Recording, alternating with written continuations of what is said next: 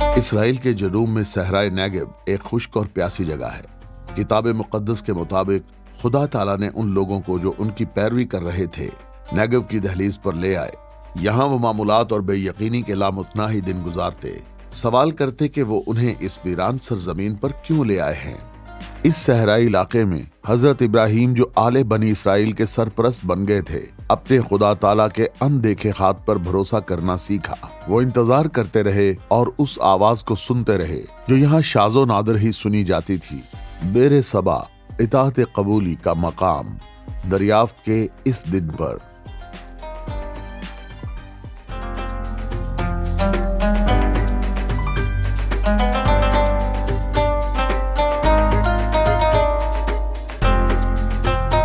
ایمان ہی کے سبب سے ابراہام جب بلایا گیا تو حکم مان کر اس جگہ چلا گیا جسے میراث میں لینے والا تھا، اور اگرچہ جانتا تھا کہ میں کہاں جاتا ہوں تو بھی روانہ ہو گیا۔ ایمان ہی سے اس نے ملک موعود میں اس طرح مسافرانہ طور پر بود و باش کی کہ گویا غیر ملک ہے، اور اسحاق اور یعقوب سمیت جو اس کے ساتھ اس وعدے کے وارث تھے خیموں میں سکونت کی، کیونکہ وہ اس پائیدار شہر کا امیدوار تھا جس کا معمار اور بنانے والا خدا ہے۔ حضرت پولس کا خط عبرانیوں کے نام، باب 11 آیت 8 سے 10۔ یہ بیر سبا ہے، اسرائیل کے جنوب میں صحرا کی دہلیز پر ایک جدید بڑھتا ہوا شہر۔ کتاب مقدس بیر سبا کو قدیم کے جنوبی حصے کے طور پر بتاتی ہے۔ اسرائیل کے مخالف سرے پر شمال میں قدیم شہر دان ہے۔ کتاب مقدس دان سے بیر سبا تک کے جملہ کے ساتھ پورے ملک کا حوالہ دیتی ہے۔ حضرت ابراہیم آل بنی اسرائیل کے جد امجد یہاں مقیم تھے، اور انہوں نے خدا تعالیٰ کی طرف سے ایک عہد حاصل کیا، اور حضرت ابراہیم کی اولاد ان کے بعد یہاں رہتی تھی۔ صحرا میں لامتناہی دنوں کے ذریعے وہ ایک عظیم وعدے کے لیے خدا تعالیٰ کی طرف دیکھ رہے تھے۔ ایونر باس کی تاریخی کتاب مقدس کے ایک اسرائیلی استاد بیر سبا میں 13 سال سے زائد عرصے سے مقیم ہیں۔ جب حضرت ابراہیم صحرا میں تشریف لائے تھے اور وہ یہاں صحرا میں مقیم رہے تو ہم کتاب مقدس میں پڑھتے ہیں اور انہیں بہت ہی قریب سے دیکھنے کا موقع ملتا ہے، جو کہ زبردست ہے۔ لیکن در حقیقت حضرت ابراہیم نے برسوں گزارے جب خدا تعالیٰ نے ان سے کلام نہیں کیا۔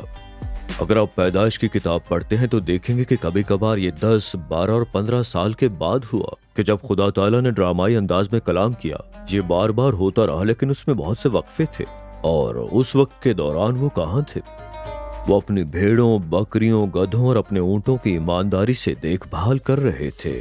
لہٰذا بہت سی زندگی ہے جو ہم پیدائش کی کتاب میں گزرتے دیکھتے ہیں جو حضرت ابراہیم نے گزاری، لیکن حقیقت میں امام اسے سفید حروف کے خطوط کہتے ہیں، اور سیاہ حروف کے درمیان خالی جگہ۔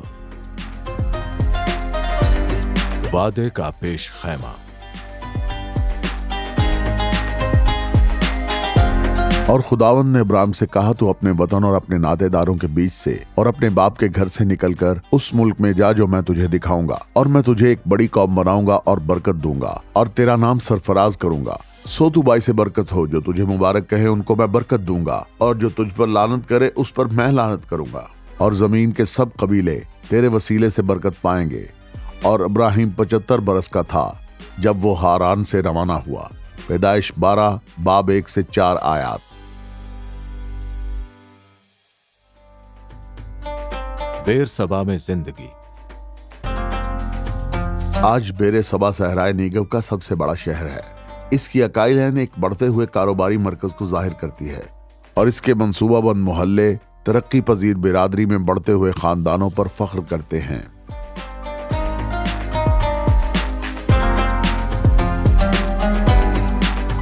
بیر سبا اسرائیل کے دوسرے شہروں کے مقابلے میں ایک غیر معمولی شہر ہے۔ تل ابیب، یروشلم، حیفر وہ بڑے شہر ہیں، ہر کوئی وہاں رہنا چاہتا ہے۔ وہیں سماجی زندگی ہے، تفریحی صنعتیں، آپ اس طرح کی بہتر مصنوعات اور چیزیں حاصل کر سکتے ہیں۔ بیر سبا ایک غیر معمولی جگہ ہے کیونکہ یہ زیادہ صحرا پر مبنی ہے اور لوگ یہاں نہیں آنا چاہتے۔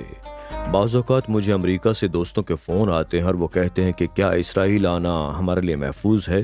اور میرا جواب ہوتا ہے پتہ نہیں، میں تو بس یہاں رہتا ہوں، اور یہاں پر ایک لحاظ سے اسرائیل حالت جنگ میں ہے۔ ہم بہت سارے لوگوں سے گھرے ہوئے ہیں جو اس بات کو نہیں مانتے کہ ہمیں یہاں پر رہنا چاہیے، چاہے اس کی وجہ ان کی جائز شکایات ہوں یا مذہبی شکایات، لیکن ہم بہت زیادہ تناؤ میں ہیں۔ تناؤ کی وجہ سے ہمارے تمام بچے فوج میں جاتے ہیں۔ یہ ہر اسرائیلی کی زندگی کا حصہ ہے، لہٰذا جب آپ اس کے ساتھ اپنی زندگی میں اس طرح سے رہتے ہیں تو کئی مواقع پر ایسا ہوتا ہے کہ کچھ معمولی اور چھوٹے مسائل ضروری نہیں کہ ہمیں اتنی بری طرح سے ہلا سکتے ہوں۔ یہاں سیکیورٹی کی وجہ سے ہر ایک کی تلاشی لی جاتی ہے، سپر مارکیٹ میں جاتے ہو یا تھیٹر میں جاتے ہوئے۔ تو در حقیقت بیر سبا کا علاقہ واقعی پرسکون رہا ہے، حالانکہ اس کے باوجود یعنی چند سالوں میں یا شاید 5 سال بعد کوئی کچھ ایسا کرنا چاہتا ہے جو کہ جیسے کہ پچھلے دنوں میں خبروں میں آیا کہ ایک آدمی پکڑا گیا جسے مصر سے لایا گیا، جو کہ شاید کسی پبلک پلیس پر کوئی دھماکہ وغیرہ کرنا چاہتا تھا۔ تو یہاں پر ہمارا سیکیورٹی سسٹم کافی اچھا ہے، اور کبھی کبھار کچھ واقعات ایسے ہو جاتے ہیں، لیکن میں کہوں گا کہ مغربی معاشرے میں جتنے لوگ حادثات وغیرہ کا شکار ہوتے ہیں اس سے کافی کم لوگ شاید اس کا شکار ہوں۔ بیر سبا ان شہروں میں سے ایک تھا جو بزرگوں سے جڑے ہوئے تھے، لہٰذا اس میں یہ پوری ابراہیمی قدر ہے، بزرگوں سے ملنے کی یہ جستجو ہے۔ ایک لحاظ سے یہ ایک ایسی جگہ تھی جہاں عربوں اور یہودیوں میں اتنی بڑی تقسیم تھی، چنانچہ حضرت اسماعیل بیر سبا سے بی بی ہاجر کے ساتھ بیابان میں گئے اور عیسو کو بیر سبا میں برکت نہیں ملی۔ یہ کہانیاں یہاں رونما ہوئی۔ ایک اور بات یہ بھی ہوگی کہ حضرت سیموئل کے بیٹے بیر سبا میں کورٹ کے جج ہوا کرتے تھے، اور یہ ان کے دلی احساس کی کمی تھی، ان کا دل اپنے باپ جیسا نہیں تھا، اور یہ ان کی روحانیت کی کمی تھی، جس کی وجہ سے تمام اسرائیلی حضرت سیموئل کے پاس کہنے لگے کہ ہمیں بادشاہ چاہیے۔ ایسا نہیں کہ آپ برے جج ہیں سیموئل، لیکن آپ کے بیٹے آپ کی طرح نہیں ہیں، تو ہمیں بادشاہ عطا فرمائیے۔ تو یہ اسرائیل کی تاریخ میں ایک بہت بڑا موڑ تھا، جس نے بالآخر حضرت داؤد کو ایک خاندان کے طور پر جوڑا، اور دوبارہ جناب مسیح نے خود آل داؤد کے خاندان میں قدم رکھا۔ تو اس پوری حکمت عملی کے ایک حصے نے یہاں بیر سبا میں ایک قدم بڑھایا۔ اور وہ اس کو باہر لے گیا اور کہا کہ آسمان کی طرف نگاہ کر، اور اگر تو ستاروں کو گن سکتا ہے تو گن، اور اس سے کہا کہ تیری اولاد ایسی ہی ہوگی۔ اور وہ خدا پر ایمان لایا، اور اس نے اس کے حق میں راست بازی شمار کیا۔ پیدائش باب 15 آیت 5 تا 6۔ عام لوگ۔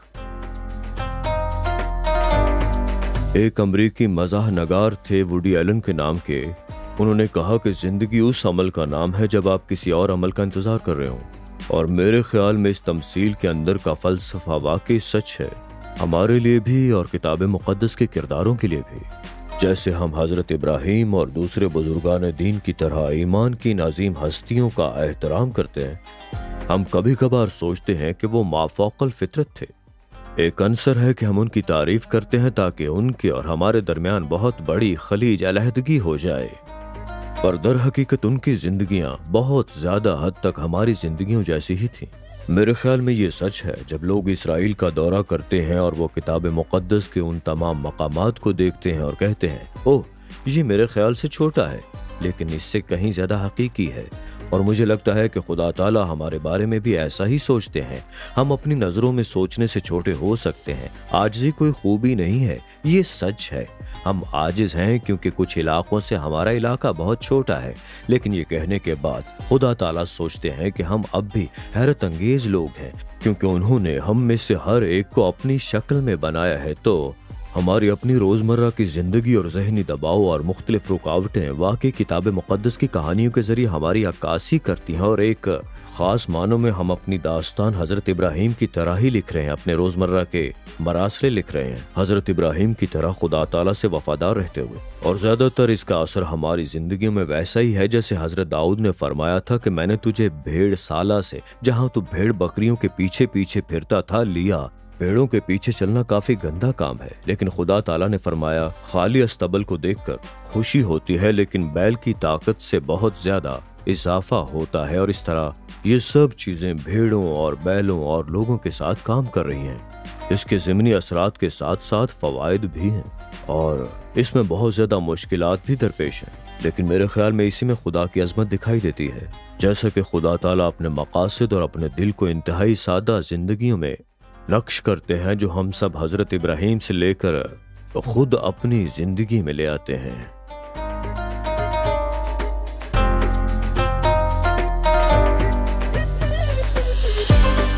जब आप हजरत इब्राहिम, हजरत इसहाक, हजरत याकूब और हजरत दाऊद के बारे में सोचते हैं कि वो अपने रेवड़ की देखभाल कर रहे थे, तो ये जिंदगी के नीचे एक कमान की तरह नहीं है। यहाँ जहाँ हमेशा घास रहती है, बुनियादी तौर पर सहरा में सिर्फ 3 महीने बारिश होती है। लिहाजा वाकई यहाँ दिसंबर, जनवरी, फरवरी, शायद मार्च में रेवड़ चरा सकते हैं। फिर आपको शुमाल की तरफ हिब्रोन और दोतान और इन तमाम इलाकों की तरफ जाना है जो आज यरूशलेम के जुनूब और शुमाल में है। तो ये लोग मौसमी चरवाहे थे। वो अपनी भेड़ बकरियों के साथ घूमते फिरते, वो सिर्फ बैतुलहम या बैरसबा में ही नहीं रहे, वो सूरज की बजाय बारिश का पीछा करते। जहां घास होती वहां चले जाते थे वो, और जब बारिश ना हुई तो उनकी भेड़ें मर गईं। और यकीनन यही वजह थी कि हजरत अब्राहम और हजरत याकूब दोनों मिस्र चले गए, क्योंकि बारिश नहीं हुई थी, एक खुश्क साली थी। और अगर आप यहाँ पर मुकीम हैं और ऐसा मौसम हो यानी खुश्क साली हो तो आप मर जाएंगे। लिहाजा ईमान एक ऐसी अहम चीज थी। खुदा ताला ने आले इब्राहिम से वादा किया। उन्होंने फरमाया, इसराइल मिस्र की तरह नहीं है जहां तुम्हें पानी के लिए दरियाए नील मिल जाए। वो कहते हैं ये वो सरजमीन है जो बारिश से पानी पीती है, जो बहुत शायराना लगता है, लेकिन इसका मतलब यह है कि अगर इसराइल ताबेदारी ना करें तो पानी नहीं मिलेगा। लिहाजा आपका ईमान और आपकी खुशहाली आपस में जुड़ी हुई है, तो खुदा ताला इताअत को बारिश से नवाजता है। कोई भी किसान जानता है कि वो बारिश के लिए कितनी दुआ करता है, और ये सिर्फ एक तसव्वुर नहीं है, ये एक हकीकत है। अहद का मुहाफिज। जब इब्राहिम 99 बरस का हुआ तब खुदावंद इब्राहिम को नजर आया और उससे कहा कि मैं खुदा कादिर हूँ, तू मेरे हजूर चल और कामिल हो, और मैं अपने और तेरे दरमियान अहद बांधूंगा और तुझे बहुत ज्यादा बढ़ाऊंगा। पैदाइश बाब 17 आयत 1 से 2। किताब मुक़द्दस के ताकतवर तसव्वुरात में से एक अहद के मुतालिक है, और खुदा ताला खुद को अहद महफूज रखने वाला खुदा ताला कहता है। और किताब मुक़द्दस दरअसल अहदों का एक मजमूआ है। आपके पास वो अहद है जिन्होंने हजरत नूह से, हजरत इब्राहिम, हजरत मूसा और हजरत दाऊद के साथ किया, तो यकीनन वो नया अहद जो खुदा ताला ने जनाब मसीह के जरिए आखिरी इशाइये में और हत्ता के सलीब के मकाम पर किया। पर जब खुदा ताला ने हजरत अब्राहम से अहद किया, उन्होंने दर हकीकत मशरकी सकाफत का इस्तेमाल किया, उन्होंने उस वक्त की सकाफत इस्तेमाल की। और इस तरह हजरत इब्राहिम तुर्की शाम के इलाके से यहाँ घूमते हुए गोल्डन हाइट्स से गुजरे और फिर बैरसबा की समत में चले गए। और इस सफर में कहीं जब वो पहले ही सरजमीन के दिल में थे, खुदा ताला ने फरमाया, मैं चाहता हूँ कि तुम कुछ जानवर ले जाओ। तो हजरत इब्राहिम ने बहुत से जानवर लिए, उनको आधे हिस्से में काट कर जमीन पर इस तरह बिछाया कि उनके दरमियान रास्ता सा बन गया। उस दौर में कुर्ब मशरक की सकाफत के मुताबिक जो भी उन जानवरों के दरमियान चलता था वो अहद की पासदारी का जिम्मेदार ठहराया जाता था।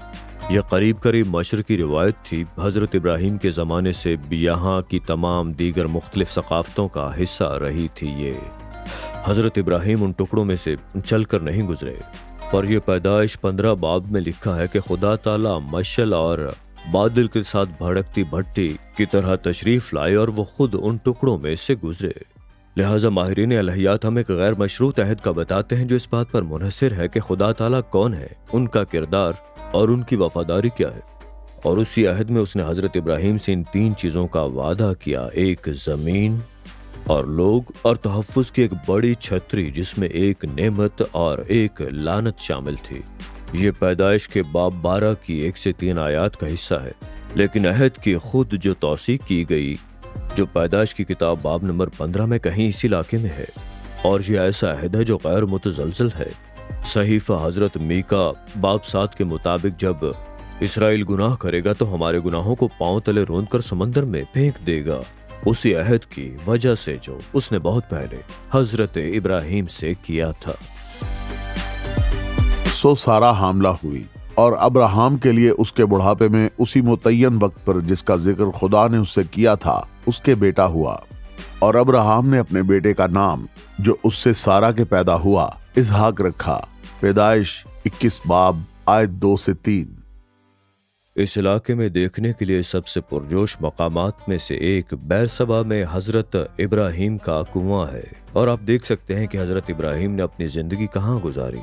जहाँ हजरत सैमुअल के बेटों ने खिदमत की, जहाँ से हजरत इलियास गुजरे और अपने एक सहाबी हजरत अलिशबा को छोड़ गए। और ये देखना बहुत मुतासर कुन है कि ये सब कितना आसान और कितना खुश्क है, और किस तरह खुदा ताला ने आले इसराइल के लिए ज़िंदगी शुरू करने के लिए एक ऐसी जगह का इंतखाब किया जो ना फ्लोरिडा में थी और ना बरमूडा में, लेकिन एक ऐसी जगह पर जो सहरा का एक टुकड़ा लगती है, और फिर भी इसकी नाकाबिल यकीन अहमियत है। मैंने जितने भी सयाहों को यहाँ की सैर कराई है, वो मोमिन और गैर मोमिन हैं। वो आते हैं और इस जगह को देखते हैं और ये उनको छू जाती है, क्योंकि ये हकीकी और सादा है। मेरे ख्याल में खुदा ताला आम लोगों को इस्तेमाल कर रहे हैं, और मेरे ख्याल में बाज़ औक़ात हम ये झूठ मानना चाहते हैं कि हम दूसरे लोगों से बेहतर हैं। हम नहीं हैं, हम सब हैरत अंगेज़ तौर पर आम हैं।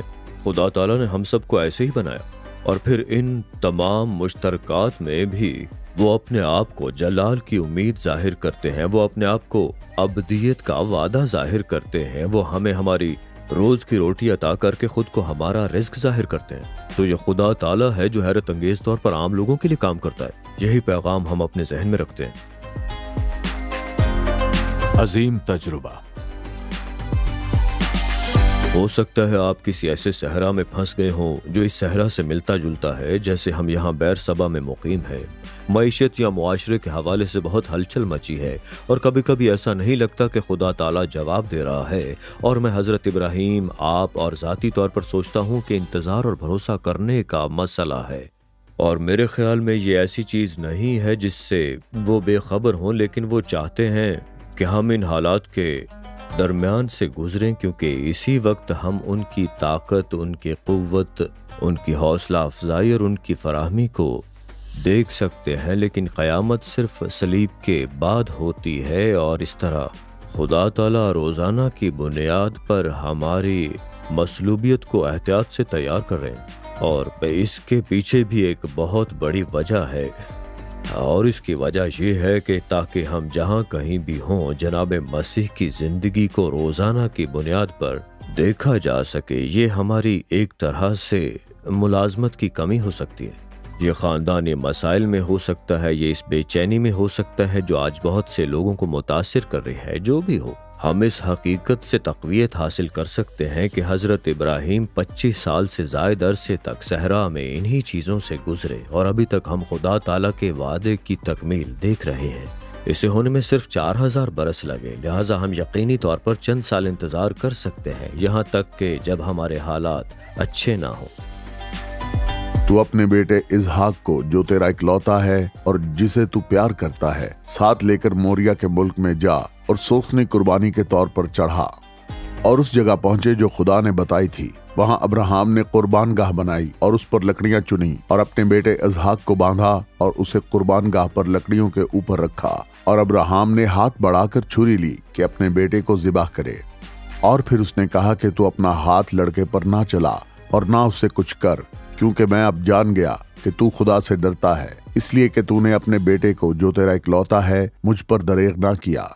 मैंने भी अपनी जात की कसम खाई है कि मैं तुझे बरकत पर बरकत दूंगा, और तेरी नस्ल को बढ़ाते बढ़ाते आसमान के तारों और समंदर के किनारे की रेत की मानिंद कर दूंगा, और तेरी औलाद अपने दुश्मनों के फाटक की मालिक होगी। पैदाइश बाब 22।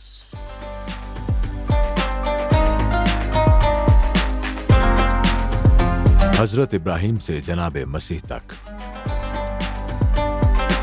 लिहाजा हजरत इब्राहीम और बैरसबा में अहद का मसला जनाब मसीह में अपनी तकमील पाता है, क्योंकि वो हजरत इब्राहीम का आला बेटा है। वो हजरत दाऊद के बेटों में से भी है, और वो तमाम बरकत जो खुदा ताला ने आले इब्राहीम के जरिए देने का इरादा किया था, उसकी तकमील और तैयारी जनाब मसीह में पाई जाती है, जो यहाँ बैरसबा में हजरत इब्राहीम की लड़ी के जरिए तशरीफ लाए। लेकिन उनकी तबलीग महदूद नहीं थी सिर्फ इसराइल की सरजमीन या लोगों तक, बल्कि वो यहाँ तमाम अक़वाम के लिए रोशनी और पूरी दुनिया का निजात दहिंदा थे। क्योंकि खुदा ने दुनिया से ऐसी मोहब्बत रखी कि उसने अपना इकलौता बेटा बख्श दिया, ताकि जो कोई उस पर ईमान लाए हलाक ना हो, बल्कि हमेशा की जिंदगी पाए। کیونکہ خدا نے بیٹے کو دنیا میں اس لیے نہیں بھیجا کہ دنیا پر سزا کا حکم کرے، بلکہ اس لیے کہ دنیا اس کے وسیلے سے نجات پائے۔ انجیل شریف بمطابق حضرت یوحنا باب 3 آیت 17۔ میرے خیال میں ایک ایسی چیز جو میرے لیے واقعی طاقتور ہے وہ خشک جگہ پر پھل پھولنے کا تصور ہے، کیونکہ اگر میں اپنی آنکھوں سے اس کو دیکھوں تو میں یہاں نہیں رہنا چاہوں گا۔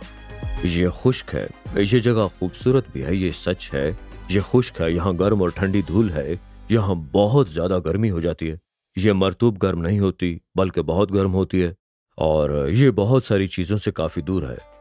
مگر میرے خیال میں میرے لیے سب سے بڑی چیز یہ ہے کہ کس طرح خدا تعالیٰ نے اپنے آپ کو وفادار دکھایا، خشک جگہ پر پھل عطا کیا۔